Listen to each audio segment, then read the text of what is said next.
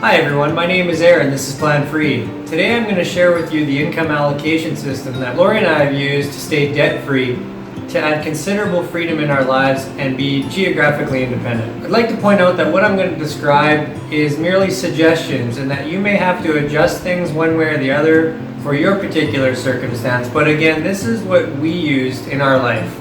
Most of us, the way we live our lives is we go about our daily habits, covering off our major expenses, whether it be rent, car payments, food, clothing, general expenses. And then at the end of the month, if we have any money left over or mental energy to plan, we may go ahead and save some of that or give some of it away. I'd like to encourage you to flip that way of thinking upside down, make a 180.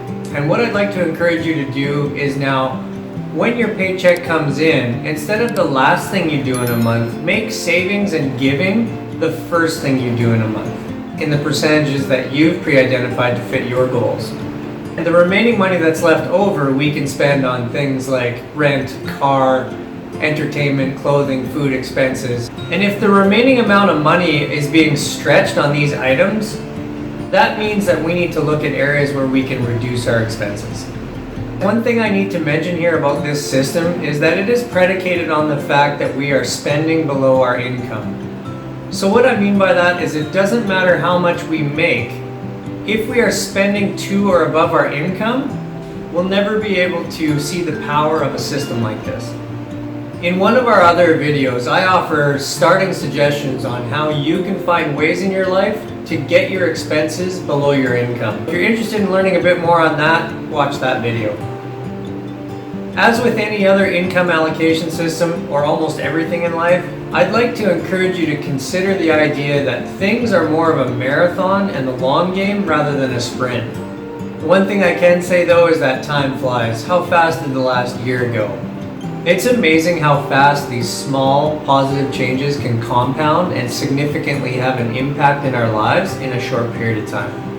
The idea today is simply to describe what we've used effectively and what's worked for us, in the hopes that you out there can add some sort of structure when it comes to income allocation in your life that can benefit you. I will say that one of the main reasons this has worked so well for Lori and I in our lives is that we started out right at the beginning of our married lives, and for the most part we've stuck to this plan. Now, we've been far from perfect.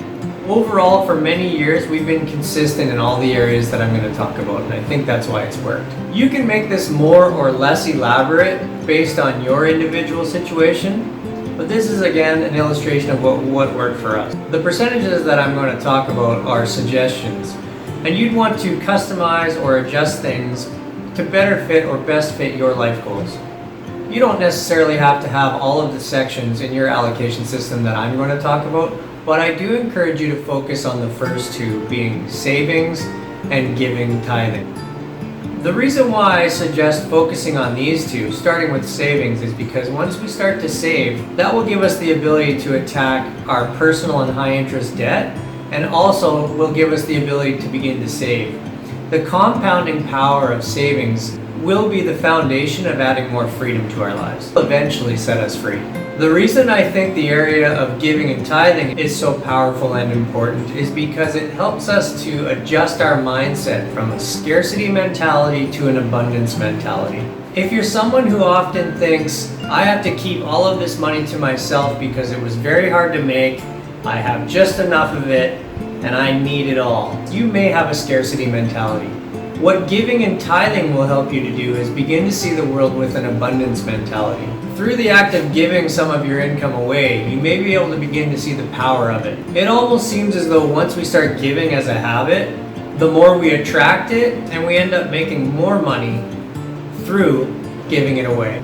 The percentages that Lori and I have used in the area of savings is 10% of our income. So what we do is, once we've identified our after-tax income for the month, we want to take 10% of that and put it into savings. If your current situation has you in debt, you may want to consider using this 10% savings to pay off this high interest debt. The reason I say that is because it doesn't make much sense to save at a lower expected return than what you're paying in an interest rate. Once you've got your personal debt under control, then you can shift your focus with this money to actual savings and investments. In the area of giving and tithing, Lori and I also take 10% of our after-tax income and put it here. If you're able to take what I've described in these first two categories and implement them, you will have added significant positive impact to your life. Additional categories that Lori and I have used to allocate our income are in the areas of having fun, where we take 6.5% of our income divided between the two of us, so 3.25% each, and we keep a running tally of that money to put towards anything we want, whether it be entertainment, clothing, eating out, fun times, frivolous purchases, whatever it might be. There has to be some money allocated towards fun in your life, but it's important to make it after our savings and giving.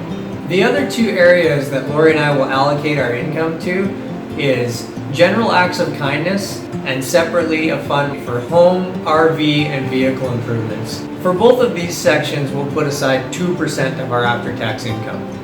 As a result of some of my recent studying, I'm considering adding another allocation section to this illustration, specifically for education, in the areas of business and finance, marriage, personal development, adding new skills, etc.